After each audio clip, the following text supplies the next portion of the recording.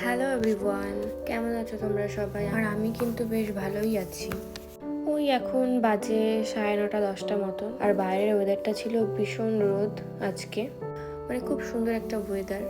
শীতের দিনে সকালবেলা রোদটা কিন্তু বেশ ভালোই লাগে, তবে রোদটায় ভীষণ তাপ ছিল বলে আমি আর পর্দাটা খুললাম না, যেহেতু ঘর ভীষণ গরম হয়ে যাচ্ছিল। ঘরের মধ্যে তো এমনিই গরম থাকে, আর পাশের রুমে হিটার চলছিল, যেহেতু হাজবেন্ড ঘুমোচ্ছে, এখনো ঘুম থেকে ওঠেনি। তো এদিকে বসিয়েছি, এর মধ্যে দেখতে হবে কি রান্না করব।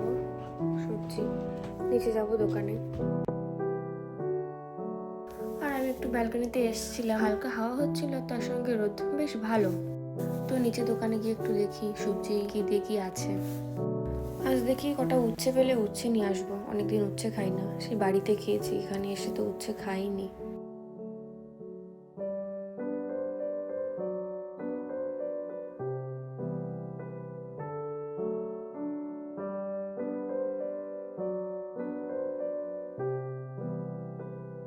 ওই যে বাড়ির থেকে যদি যেটা ভেবে যাব সেটা তো কখনো হবে না। উচ্ছে আজকে ছিল না, এমনি দিন দোকানে কিন্তু থাকে, আমরা আনি না, কিন্তু আজ যেহেতু ভেবেছি যে একটু আনবো উচ্ছে, সেজন্য আজকে পাইনি। চলো গিয়ে দেখাচ্ছি কি রান্না করবো আজকে, কি আনলাম।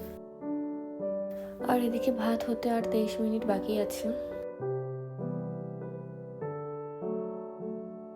উচ্ছে যেহেতু পেলাম না, সেজন্য একটু চিকেন আনলাম। চিকেন বলতে মানে চিকেন ঠিক না, জাপানিজে এরা বলে নানকুচু মেবি।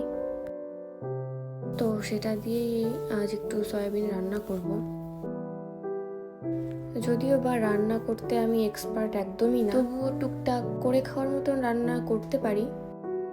একটা মজার বিষয় কি জানো তো, আগে যখন মানে বিয়ের আগে আমি যখন বাড়িতে রান্না করতাম, তখন রান্না আমি খেতে পারতাম না, নিজের রান্না। আমার রান্না বাড়ির সবাই খেত, আমি নিজের রান্না খেতে পারতাম না।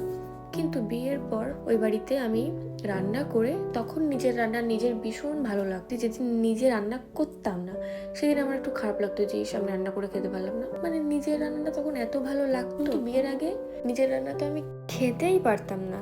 রান্না বান্না করে ভাইকে বলতাম বাজার থেকে লুচি এনে দে, সেই লুচি আমি খেতাম।